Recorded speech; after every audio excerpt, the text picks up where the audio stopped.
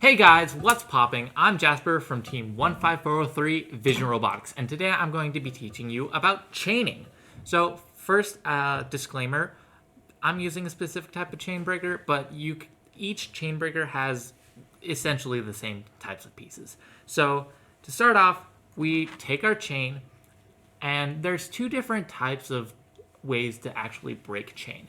There's one where, here I have an example, you take the pin slightly out so that the chain can actually separate, but not all the way. The other way, you do take the pin all the way out, but you reconnect it using a master link. I prefer just taking the pin out slightly. It requires more precision, but you can just slide it back in. First of all, you want to measure out your chain. So I have a little example rig set up here where we take the chain, we wrap it around, and we measure how tight we want it to be. So when you're measuring chain, you want to make sure that the chain doesn't squish at all, because if it squishes, that means the chain can slip, which means it can fall off the sprocket, which is very bad, especially during a competition. One way you can manually do this is by turning the motor. So if you want to start, you want to turn the motor so that the axle is as close to the sprocket that you're chaining to as possible. And then from here, you take the two pieces of chain and you wrap it around. Now, when you're doing the slight pin, you want to make sure that you're breaking it where it's the inside on the outside. If it's not, then you have to go one further. So right here, I know I have to break it right at this link. All right, so I'm gonna grab my chain breaker and line it up there.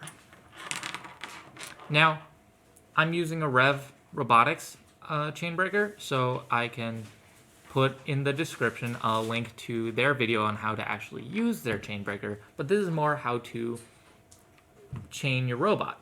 So I'm going to twist it in. Now when you're just doing it slightly, that's a lot of noise on the table. When you're driving the pin through, you want to make sure to be very careful and to have this end pin in so all the way, so you can be very careful to not let it go out all the way.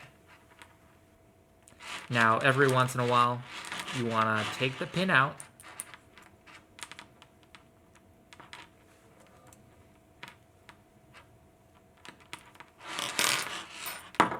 and make sure that you haven't gone too far.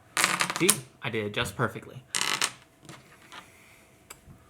And so when you actually want to do the chaining, you want to see how I have the inside link and then the outside with the pin. Well, I'm going to put them together.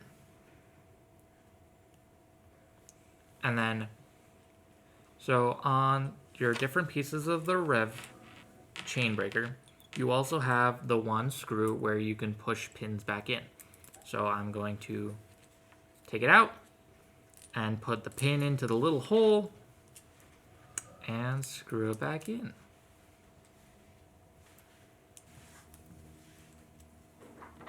You can use the pin for breaking chain to make sure that your chain doesn't move while you're pressing in the pin axle. It should go in pretty smoothly. Not as smoothly as breaking the chain. And then you just make sure that's even on both sides.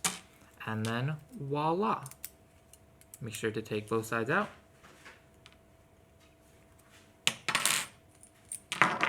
There, I have a chain. So you just make sure that you have the chain correct.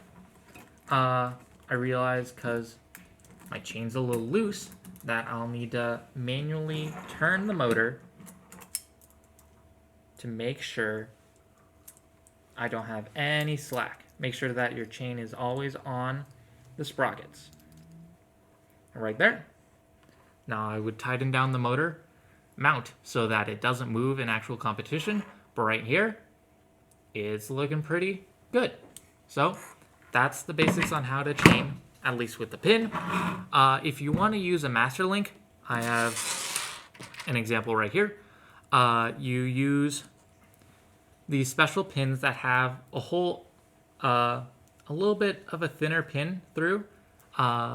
For this type of chaining, you use an inside to an inside because you have the one piece and it slips on through, and then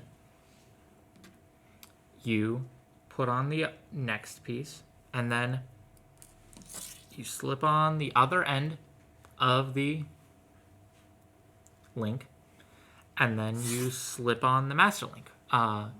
It's got a little hole in the end, so that goes over the thin piece.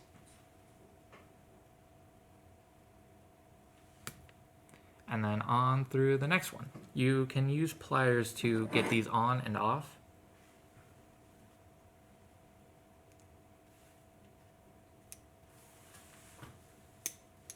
And just like that, it's good. Well, that's all I have to say about chaining. We'll be looking through our comments to see if there are any more questions. And now you know what's poppin'. That was a voice crack.